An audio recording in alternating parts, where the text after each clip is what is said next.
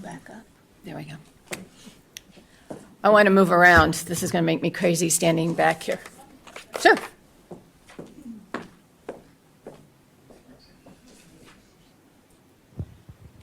Can you hear me now? So many decades ago, when I was 15 years old, I was a romantic. And like most 15-year-old romantics, what I would do is I would listen to the same romantic songs over and over again. At that time, Annie's song was a very popular, it was John Denver's Annie song, was a very popular romantic song. And I would listen to it over and over and over again. You fill up my senses like a night in the forest, like a mountain in springtime, like a walk in the rain, like a song in the desert, like a sleepy blue ocean. You fill up my senses, come fill me again. That's how I wanted to feel, and that's how I wanted somebody to feel about me. And I can tell you, again, when I say over and over again, ask my sister Mary. She shared a room with me. So around the same time, I was working on my leadership skills and, I guess my college resume, and I was working with my church youth group, and we were working to come up with a retreat and plan a retreat for a bunch of teenagers. And so as we were putting that together, we were thinking about what songs we might play. And as I started thinking about it, this John Denver song came to mind. You fill up my senses like a night in the forest, like a mountain in springtime, like a walk in the rain. Doesn't this also sound like a song that might be talking about how God might feel about me or how I might feel about God? I say this is from when I was 15, but I thought, oh my goodness, so a good love song can be both romantic and it could be spiritual. How cool is that? So I grew up, I got some boyfriends. I eventually got around to having some babies, as did my sister Mary. And my sister Mary does not remember songs as well as I do. And the only song she could remember was John Denver's Annie song. And so as she would rock her daughter to sleep every night, she would sing this same song over and over and over again. And the more I thought about it, the more I went, oh, wait a minute.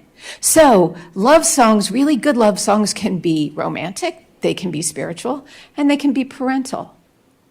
And so what I really started realizing is that the same things we need in each relationship, or that each relationship really requires the same things to be strong and healthy.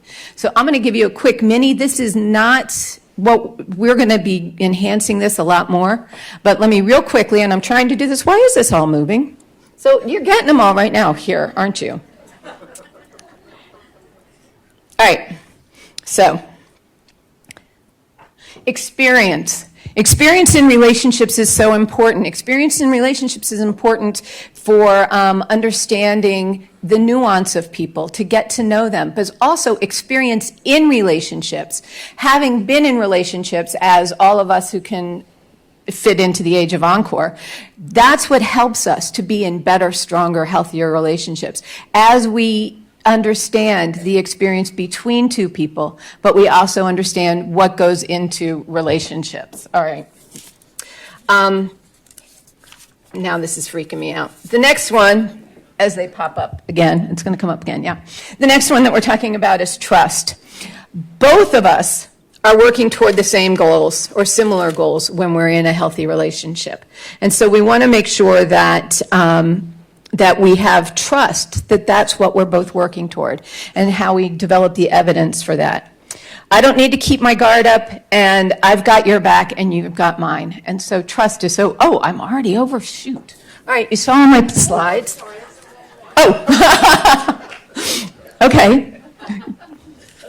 Communications, I've got 2 minutes. Communications, telling the truth when we speak. This is so important. We have to be telling the truth in our relationships. Listening wholeheartedly in order to be present to the emotions that our relationship partner is bringing to us, and being able to share those. This leads to being respectful of, we're doing it that way? Yeah. Okay, next one. Yeah. Being respectful of differences. Now, I don't know how many of you all are familiar with the Myers-Briggs or the DISC or any of those other things, but understanding those topics really helps us to be able to understand that the person sitting across from us isn't the same as us and doesn't approach it in the same way. And so we're going to explore that. We need to be able to engage in constructive disagreement. And so in constructive disagreement, John Gottman has looked at what happens in relationships when there are what he calls the four horsemen of the apocalypse: criticism, contempt, defensiveness, and stonewalling. And so being able to eliminate those when we are in disagreement really helps the relationship build trust and all of those other kinds of things. The next one is putting the relationship first. I'm a psychotherapist. I have a private practice here in Arlington, and I work with clients. And so one of the things I tell them when they come in is that what we're going to do is we're going to put the relationship first, and we're going to look for what's in the best interest of the relationship. Because if I win and you lose, so does our relationship. And so we want to be putting that first. So flip around to that. Thank you. So those are all the things. Those are the topics I'm going to try and cover, and I'm sorry I ran over. Thank you all very much.